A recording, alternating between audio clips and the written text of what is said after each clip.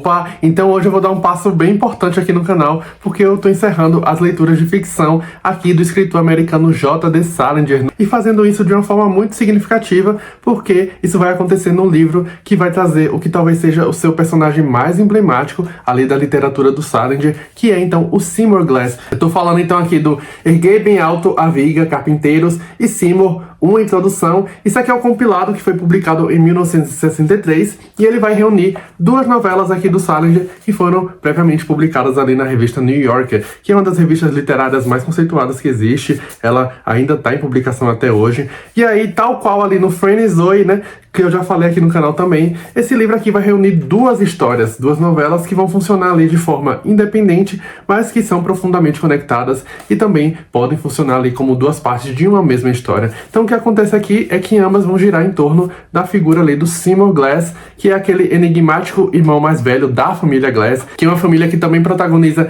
várias histórias aqui do Salinger. E aí o Seymour Glass, pra quem não conhece ou não se lembra, é aquele mesmo cara que protagoniza um dos contos mais emblemáticos e mais inquietantes aqui do Salinger, que é Um Dia Ideal para Peixes Bananas, que é o conto que vai abrir ali o 9 Histórias, né, que eu também já falei aqui no canal. E aí a gente pode se perguntar, como que é possível legar ao mundo essa memória tão fiel de alguém que a gente conhece de uma forma tão íntima e ainda assim que nos parece tão incompreensível, e como que é possível narrar com precisão a vida de alguém cuja existência parece escapar a qualquer tentativa ali de definição, né? E esse daqui vai ser um desafio central nesse livro. Então, se no Fran e Zoe a gente já se aprofundava um pouco mais naquele universo da família Glass, né? Aquela família tão peculiar, digamos assim, a gente vai ter ali no Fran e Zoe essas histórias cheias de debates espirituais, de dilemas do ego, essa tentativa de encontrar uma ideia de espiritualidade nessa era moderna, né? De se encontrar ali um lugar no mundo, esse mundo que parece sempre tão deslocado. Essas novelas aqui do Erguei Bem Alto vão ser quase que um espelho bem turvo ali um do outro. Apesar de terem estruturas muito independentes, né, a gente vai ter aqui algo que vai permear nas duas histórias, que é essa ausência do Seymour Glass, que é esse irmão mais velho dessa família de 7 irmãos, né? E aí a gente pode ver nessas histórias uma forma muito peculiar de atravessar ali a memória, o afeto, esse exercício que vai ser atravessado pela frustração, pela devoção e também pelo mistério, né? Então essas duas histórias aqui são narradas pelo Buddy Glass, que é o irmão mais velho ali do Seymour. Ele vai assumir então essa tarefa quase impossível de escrever sobre alguém, né, que para todos os efeitos parece ter sido feito para não caber em nenhuma narrativa. E aí, como eu falei, o Seymour Glass, ele aparece pela primeira vez ali nesse conto, No Dia Ideal para Peixes Bananas, que é um conto que a gente acompanha um comportamento assim cada vez mais inquietante dele ali durante umas férias que ele tá tirando com a esposa numa praia. A gente vê o Seymour Glass ali na praia interagindo com a menininha, até que ele vai voltar pro hotel e se dá um tiro na cabeça, literalmente no último parágrafo ali da história. Então, ao longo de todas essas novelas aqui do Fran e Zoe, nesse livro aqui, a gente está acompanhando de uma forma bem fragmentada o Salinger construindo um retrato de uma das famílias mais excêntricas e também mais fascinantes que eu já vi aqui da literatura americana, que são os Glass, né? E aí, esse Buddy Glass, com muito humor, muita devoção também, muita melancolia e muita nostalgia, ele vai reconstruir essa imagem aqui do irmão mais velho, né? E por extensão, o sentido de toda essa linhagem familiar ali dos Glass, né? E aí, essa é uma família que não é nem um pouco comum. A gente vai ter ali esses 7 irmãos que durante a infância eles eram considerados como gênios infantis, né? Então eles eram estrelas ali mirim de um programa de rádio. Eles participavam desse programa respondendo perguntas dos espectadores e fazendo interações ali com outros apresentadores. Então eles eram o que a gente pode chamar hoje, né, de child stars, né? Eles eram estrelas mirins com vocabulário muito afiado, um raciocínio lógico muito precoce, uma inteligência que colocava eles ali em outro patamar, né, em relação ao mundo adulto. Então a gente entende que os Glass são uma família do business, né, ali de Hollywood. Só que, como é comum nessas histórias de crianças prodígios, né, esse brilho precoce parece que tem um preço a se pagar, né? Então os irmãos Glass, eles cresceram, parece que carregando esse senso de deslocamento, né, uma dificuldade ali de adaptação e uma consciência muito aguda sobre si mesmos e sobre o mundo ali que os cerca, né? E é interessante porque cada um daqueles irmãos vai seguir caminhos diferentes. A gente vai ter fragmentos desses caminhos que eles tomaram aqui nessas histórias do Fran e Zoe e desse livro aqui. E aí, nesse volume, diferente ali do Dia Ideal dos Peixes Bananas, que a gente vai acompanhar o último dia do Seymour Glass, né? A gente vai ter aqui uma tentativa de reconstrução dessa figura dele. Então, esse Buddy Glass, esse narrador, né? Ele vai querer nos mostrar quem era ali o seu irmão mais velho, ou que ele acreditava que o Seymour Glass era. E nisso a gente vai ver todo o encanto e também toda a fragilidade e a impossibilidade desse livro aqui. Então eu vou falar um pouco aqui sobre cada uma dessas duas novelas. Então, a primeira novela desse livro aqui foi publicada em 1955 e ela se chama Erguei Bem Alto a Viga Carpinteiros. Ela se passa aqui em 1942, pouco após ali a entrada dos Estados Unidos na Segunda Guerra Mundial. E eu digo isso porque, como eu falei, essas histórias são narradas aqui pelo Bud Glass, e aqui a gente vai encontrar ele como um jovem cadete ali do exército. O que acontece é que ele conseguiu uma licença ali do batalhão dele para poder comparecer ao casamento do irmão mais velho dele, o Seymour Glass, lá em Nova York. Então ele é o único da família Glass que vai poder comparecer àquele casamento, o que já é bem peculiar. Mas aí, o que deveria ser uma celebração, né, vai se transformar aqui em um evento muito constrangedor, porque o Seymour Glass simplesmente não aparece no casamento. Já tá todo mundo ali, todos os convidados, né? Quer dizer, só os convidados da noiva, porque da família Glass só foi o Bud, né? E aí o casamento vai ser cancelado e o Bud se vê numa situação bastante surreal, porque ele vai pegar um táxi ali para se dirigir ao lugar onde seria a recepção ali do casamento, né, que fica no centro de Manhattan, lá em Nova York, e ele vai junto de outros familiares ali da noiva, e aí tá aquele climão todo, né, e o Bud, ele fica quieto, sem saber exatamente o que dizer e o que fazer, né, e aí vai ser muito interessante porque a gente vai ter essa história de deslocamento em grupo, né, essa espécie de comitiva improvisada ali naquele táxi, né, e vai se tornar o eixo narrativo aqui dessa história. Então o táxi tá muito apertado, muito abafado, é um dia de muito calor ali em Manhattan, e a situação toda já é muito cômica e já é muito trágica também. Em dado momento, quando eles chegam ali em Manhattan, eles vão ficar presos no trânsito, porque tá rolando uma parada, e a gente vai ter uma dama de honra aqui da noiva, muito exaltada. Ela não economiza críticas ali, aquela atitude do Seymour Glass de abandonar o casamento. Ela fica levantando hipóteses sobre qual seria o problema daquele tal de Seymour, né? E só lembrando que até ali ninguém sabia que o Bud era irmão do Seymour, né? E aí o constrangimento é bem palpável, é uma torta de climão mesmo. E aí o Bud, em silêncio, né? Ele só fica tossindo, ele tem um acesso ali, uma crise de tosse, né? E fica tentando absorver aquela enxurrada de opiniões sobre o irmão dele, enquanto ele vai administrando aquele próprio desconforto. Aquela situação me lembrou até mesmo um filme do John Ford, que é aquele No Tempo das Diligências, né? Stagecoach, onde a gente vai ter esses personagens distintos, dividindo ali o mesmo espaço, uma mesma condução, né? Onde eles vão ser obrigados a conviver com tensões muito latentes. E aí, nessa história aqui, a gente vê que aos olhos da família da noiva, né? E talvez aos olhos do mundo, o Seymour Glass é alguém muito estranho, muito instável, potencialmente perigoso também. A sua ausência ali na cerimônia vai ser vista como um ato de egoísmo, ou como um desrespeito, ou como uma loucura, ou falta de consideração ali com todos os envolvidos. Afinal, já estava tudo pronto, o altar, os convidados, a recepção, e ele simplesmente não vai. Só que para o Bud Glass, a história é outra, né? Porque ele conhece aquele irmão dele mais velho de perto, né? Ao menos ele acredita conhecer. Então, ele não tenta necessariamente justificar racionalmente ali o comportamento do irmão, né? Até porque isso seria meio impossível. O que ele faz então é defendê-lo com uma convicção quase que religiosa mesmo. Então o Seymour Glass, ele não é esse excêntrico, desequilibrado que todo mundo tá pintando ali, né? Ele é o quê?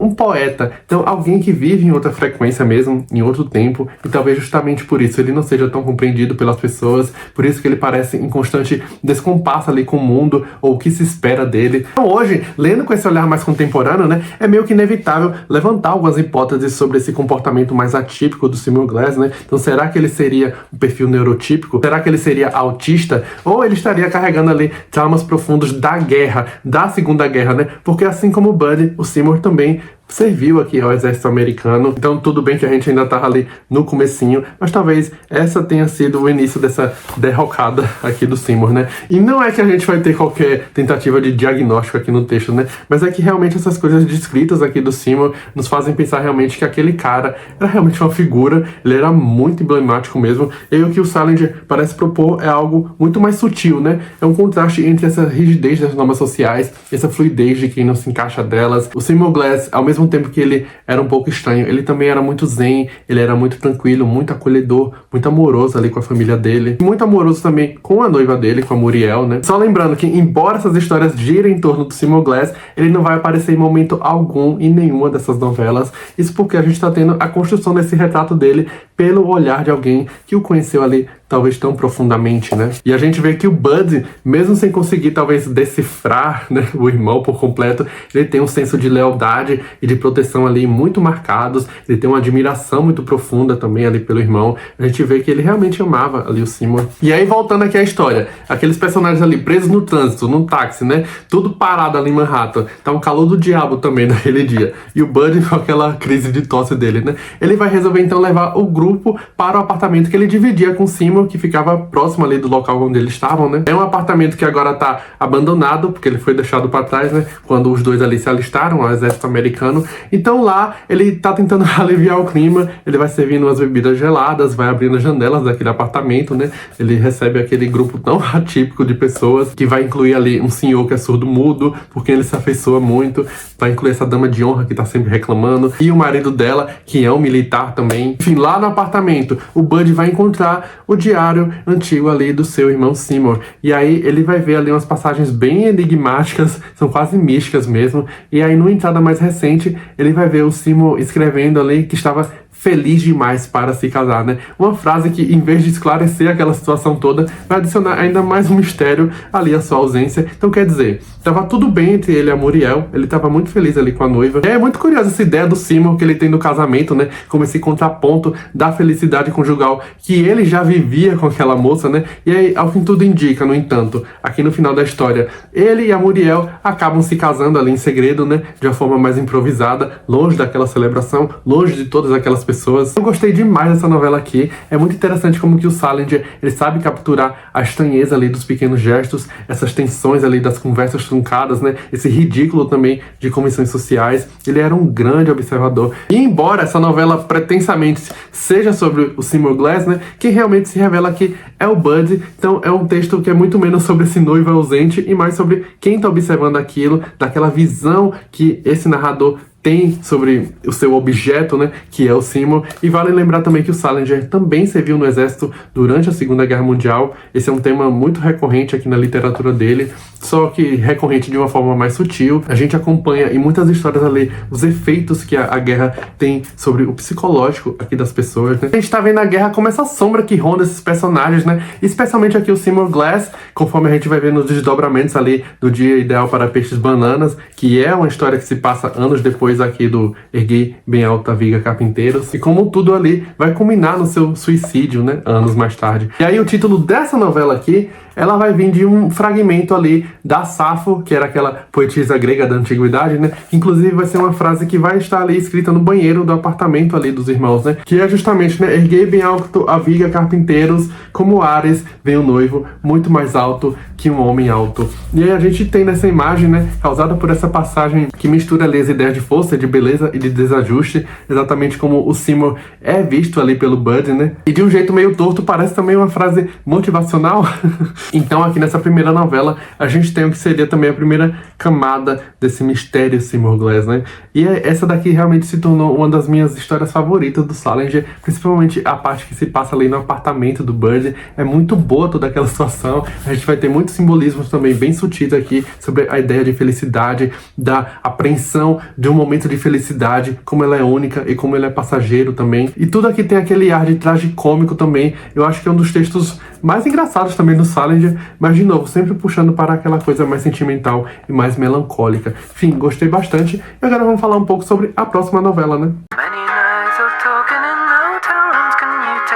E aí a gente chega à segunda novela aqui do livro, que é Seymour, uma introdução, que foi publicada em 1959. E aqui, ao contrário da primeira novela, que era mais narrativa, a gente vai ter o Bud Glass escrevendo um prefácio para um compilado de poemas do Seymour Glass, que vai ser publicado, né, postumamente, porque aqui o Seymour Glass já morreu. Então, se a primeira novela contava ali um episódio que o Seymour Glass ainda estava vivo, essa daqui vai se passar anos depois do suicídio dele, porque ela vai se passar literalmente em 1959, com esse Bud Glass aqui, agora um homem mais velho. A guerra já acabou, né? Ele agora é professor ali numa universidade, ele tá mais velho, mais barrigudo, como ele mesmo vai colocar, né? Já na casa ali dos 40 anos, se não me engano. E aí, como eu falei, esse texto todo é estruturado na forma desse prefácio que o Bud tá escrevendo ali para esses poemas do Seymour que vão ser publicados, né? E como que ele vai fazer isso, então, né? Então, logo nas primeiras páginas aqui, fica muito claro que o Buddy Glass não tá apenas escrevendo sobre o Seymour, né?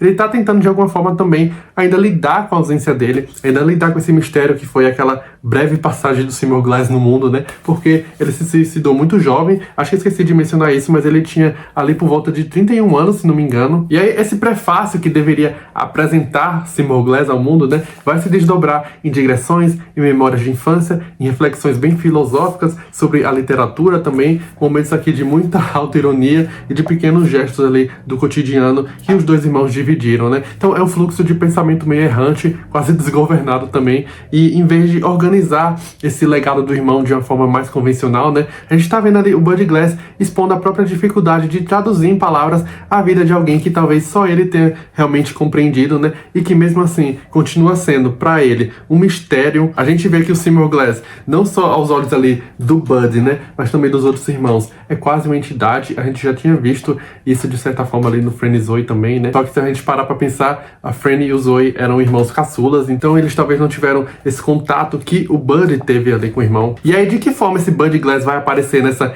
introdução, né? Ele era o que se podia entender como um gênio precoce, ele era sensível demais para aquele mundo, ele tinha um pé ali na literatura, outro pé ali no zen budismo, mesmo sem mencionar diretamente esse suicídio aqui do irmão, né? Que ocorreu alguns anos antes. Todo esse texto aqui vai girar em torno dessa ausência que ele causa, né? Então, não é uma coisa muito convencional, porque a gente tem aqui, de fato, impressões e rastros, e a partir desses fragmentos aqui do Buddy, é possível intuir também que o Seymour Glass, ele morreu, ele tenha se matado, né, porque ele não suportava a banalidade da vida, ele era um sujeito que realmente vivia numa espécie de transcendência e de suspensão, que talvez tenha sido ampliada ali pela Segunda Guerra Mundial, mas ainda assim, gente, a ideia é que tudo realmente escape de uma resposta objetiva aqui, né, nessa introdução. Então, por mais que a gente deseje, não dá pra colocar as coisas numa caixinha, a gente percebe que essa frustração aqui do Buddy Glass também, né, porque essas memórias de entes queridos, elas realmente passam por todas essas etapas do amor, da veneração, da frustração, todo tipo de sentimento conflitante. Então, essa frustração que a gente também percebe aqui do Buddy Glass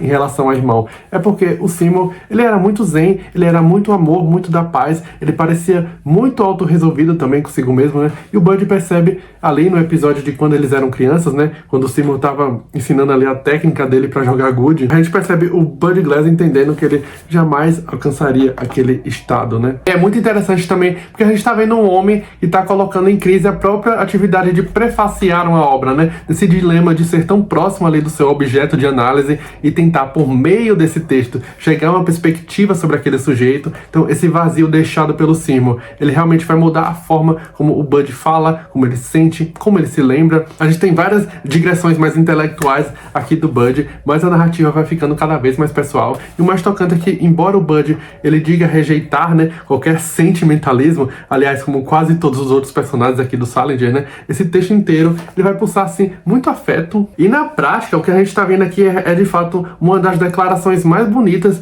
de amor fraterno, pelo menos uma das declarações mais bonitas que eu já li. O que ele tá oferecendo aqui a esse leitor dessa introdução, né, não é um retrato estático ali do Seymour, mas uma tentativa de preservar aquilo dele que ficou, né? Outra coisa interessante é que em dado momento o Buddy vai citar, além de passagem, um tal de Kurt Caulfield, que é um sobrenome que vai remeter diretamente ao nosso inesquecível Holden Caulfield, que é o protagonista ali do Apanhador no Campo de Centeio. Então eu pesquisei para saber qual seria a possível relação entre esses dois personagens, mas não encontrei resposta. Eu não sei se o J.D. Salinger estava planejando também, não sei, talvez voltar a esse Kurt Caulfield em algum outro momento aqui, em alguma outra novela ou algum outro conto. Enfim, fica no ar, né?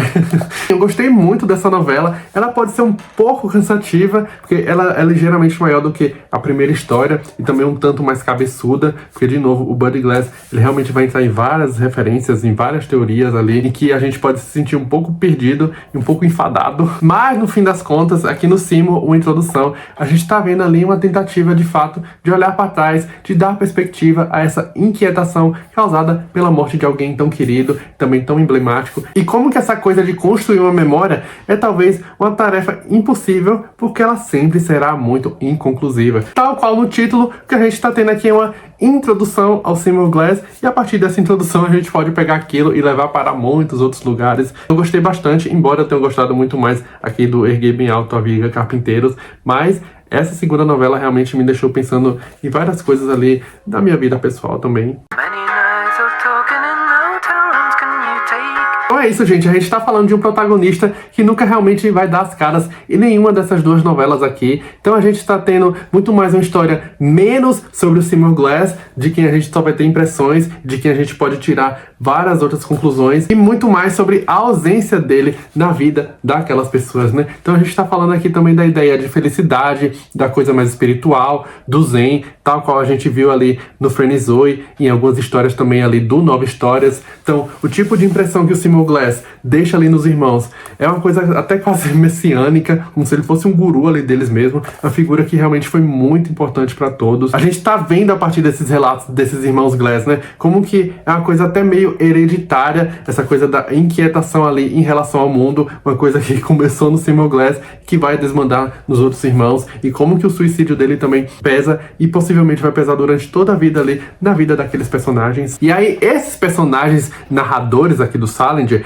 e o Bud Glass, ele vai entrar também nessa categoria. Eles são meio hipócritas, eles são meio canastões, o que pode fazer deles muito irritantes. Então, pra quem já conhece, por exemplo, o Holden Caulfield ali do Apanhador do Campo de Centeio, ou o Zoe Glass ali do Friendzone, né? Isso não vai ser novidade nenhuma. Então são figuras que à primeira vista podem parecer até insuportáveis, eles são bem arrogantes, são presunçosos, são um tanto boçais, mas há algo de profundamente verdadeiro também na relação que eles tentam estabelecer ali com o mundo e com as pessoas, né? Eles têm uma honestidade muito crua. A gente vê essa rejeição deles à ideia do sentimentalismo, né? São personagens que têm uma relação muito ambígua ali com a própria emoção, então eles não querem cair no melodrama, ao mesmo tempo que eles também não querem ser banais. No entanto, é justamente essa tentativa deles de evitar os sentimentalismos que os sentimentos acabam escapando ali pelas frestas, né? Com intensidade talvez ainda maior. Então são gestos de afeto que vão ser revelados aqui em detalhes muito mínimos, em lembranças que eles têm ali das pessoas, em traços desse alguém amado também. Então o Bud Glass, ele não escreve grandes declarações sobre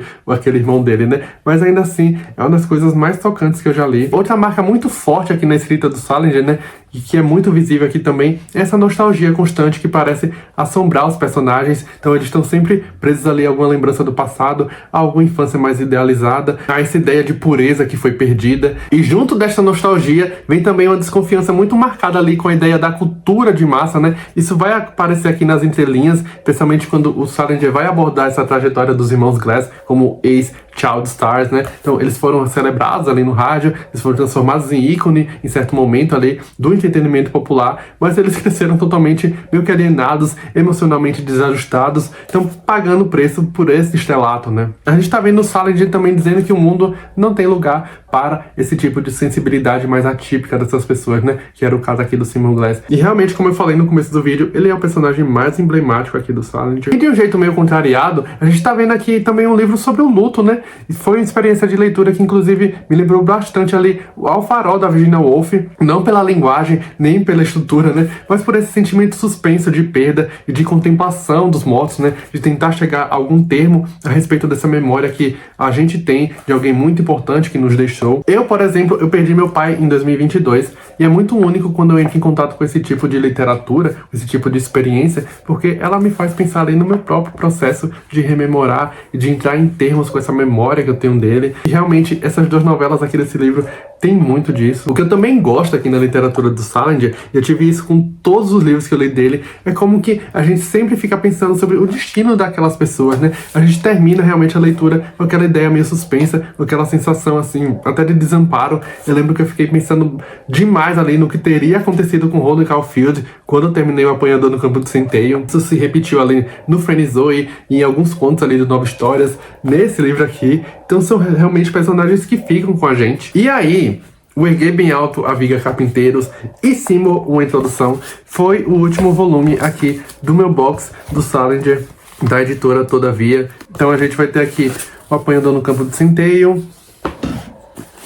o Nova Histórias, o Friendzone e por fim, esse livro aqui, que eu falei agora. E agora eu tô com aquela sensação estranha de que eu não tenho mais nada pra ler aqui do Salinger, pelo menos não de ficção. Eu sei que ele tem também outros textos, outros contos que não foram necessariamente compilados, mas eu não sei como anda a situação deles aqui no Brasil, se eles já foram traduzidos, se eles já foram publicados. Eu vou dar uma pesquisada. Mas eu tô realmente com aquela sensação agridoce de que eu encerrei e que não tenho mais nada pra ler aqui da literatura do Salinger. É por isso que, inclusive, eu acabei adiando muito a leitura desse livro aqui. Eu não queria gastar, mas enfim. E aí do Salinger, o que me resta aqui em casa é essa biografia aqui, o Salinger, Uma Vida, que eu comprei recentemente e que eu quero muito ler. Eu quero fazer a leitura ainda esse ano aqui e falar sobre ele no canal. Então é isso, gente. Se você gostou aqui do vídeo, deixa o seu like, se inscreve no canal se ainda não for inscrito. Me conta aqui se você já leu o Erguei Bem Alto, A Viga Carpinteiros e Seymour, Uma Introdução. É um título realmente meio difícil de se ficar repetindo,